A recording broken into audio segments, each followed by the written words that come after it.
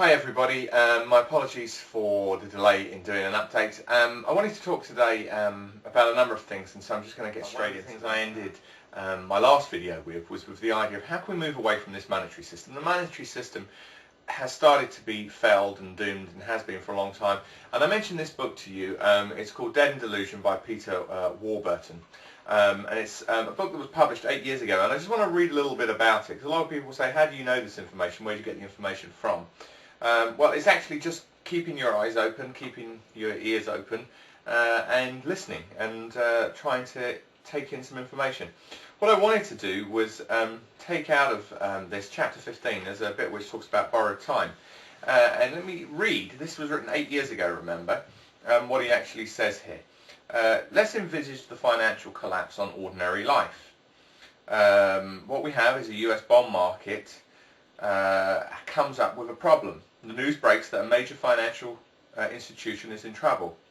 Squeezed between a rise in consumer debt delinquency, which we've got, and the cost of debt servicing. Unable to find emergency credit at an affordable cost, the institution defaults on bonds by failing to make an interest payment. The Federal Reserve considers support, but Congress vehemently opposes, as it did for all of one day, and then political wrangling goes on, which it has, as we know. Several other mortgage and credit card agencies admit to cash flow problems, and a crisis is born. Meanwhile, there becomes a rise in the US bond yields, and it's transmitted via the futures market into Europe. On Wall Street, shares in the US banks and financial companies plummet on account of the credit quality scare, and you then have rise in their bond yields. Because financial companies' shares have a large weight in the S&P, the S&P hits technical levels and is suspended. That may or should have happened on one particular day when both the S&P and the Dow seemed to go below 10%, but didn't trigger any closures of the session. Anyway, it goes on to say that it looks at what would cause a financial crash. And more or less everything in this book that Peter talked about has come true. Leads you to the question whether it's deliberate or whether it was inevitable. His title to that chapter is Borrowed Time. It then talks in another chapter about what is debt deflation. Let me read you a little bit about that. Irving Fisher is the most eminent, prominent speaker on this, and in two key features of debt inflation, he looks at this. Let me see what it says here. The story begins at the point where price inflation is falling and asset prices are dropping, which is what we have. Borrowed firms and speculators discover that their cash flows are dwindling, while their debt service costs are rising, and or are fixed, which we have. Their instinctive reaction is to sell the assets to repay some of the losses,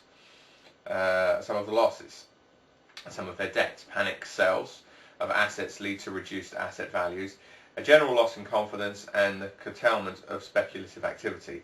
At the same time, falling asset prices lower the value of banks' collateral, making them reluctant to lend. As the banks draw in their horns and begin to recall existing loans, the money supply continues to detract, and it goes on and it goes on. If you want to understand what's going on in the marketplace, read this book, Debt and Delusions, Peter Warburton. It will tell you exactly what is going on. Now, interestingly enough, I raised the point about why do we have to have a monetary system, and I came across on YouTube a lady by the name of Izzy Smart. I'll put a link to her site, and she had a particular thing that I liked. It's called Why We Don't Need Money, because money only equals labour, and there's an unfair way of people's labour being worth less money, and how it leads to corruption. I'd highly recommend you listen to this lady. Now, all I know, and I don't have truth beyond my own knowledge here, is that we've had 100 years of failing markets. We have to try something new. We have to take responsibility. We have to try drastic measures, because this is the beginning of a major downturn in economics. We have 25 years probably ahead of us before we recover. Some people believe it's the beginning of Armageddon, and they believe there's a cosmological battle that goes on. Certainly a lot of religious stories talk about that. As I've said in previous videos, that's down to you to decide. But what I do know is you need to prepare. when you have the Daily Telegraph showing you things like this, and this is taken from it's this week's paper, Wednesday, November the 26th, fears of default on UK gilts. That's the bonds that the UK government issues. Let me just read a little bit about that. What it says, investors are betting that there's a greater chance of the UK government defaulting on its debts, as there will be for the US government. That's why when people say short the long bond, that interest rates are on their way up, there's no question that they're right. How long that takes to happen, however, is a different kettle of fish, and if you get into the market too soon, you could lose a lot.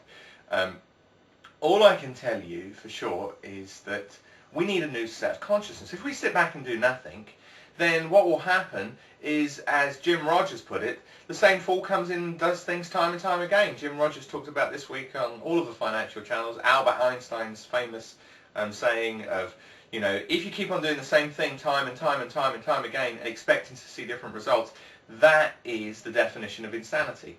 Well, we've had this going on for 100 years, so now it's a chance for you, for me, for everybody to say, whoa, whoa, whoa, stop this crazy merry-go-round. Let's change this. Let's actually have a chance to put in a new system.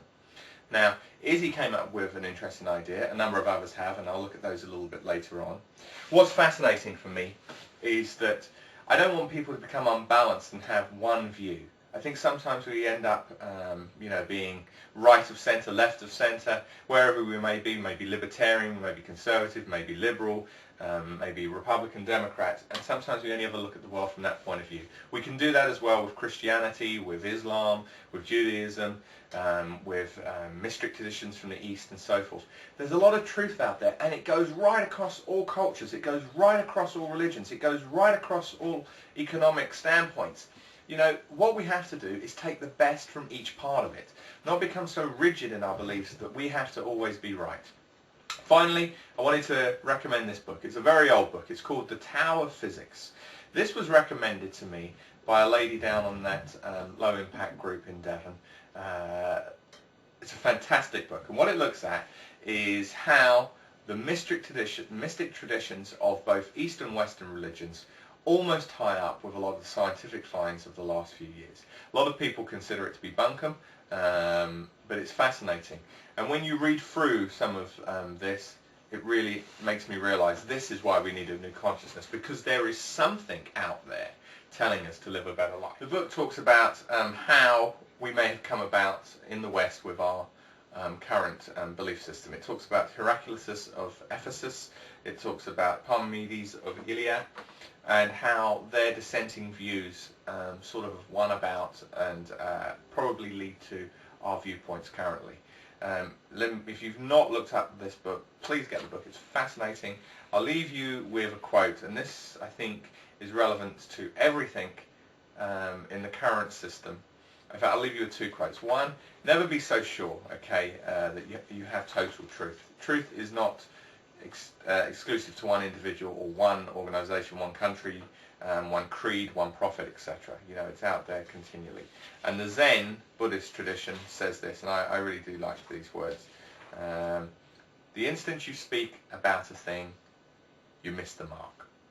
Always remember that you could be wrong in what you're saying. And finally, this is what I want us to focus on. And this is from Brihad Upanishad. I don't know who this individual is, but it's a quote from him. I'll look him up and let you know in the next video. It says, "From the unreal lead me to the real. From darkness lead me to light. From death lead me to immortality." This is an opportunity. This downturn is an opportunity for new consciousness, new change, evolution of human race. It's a chance for us to make a difference. And we really need to stand up as a group. You need to find groups that are politically active. It's the only way to change things in this world. It always has been for the last 8,000 years. You have to band together in groups. We have to show people what is unreal and lead them to what is real. Take care. May God bless you, and whoever that God is to you. And I look forward to speaking to you more often over the coming weeks. Take care.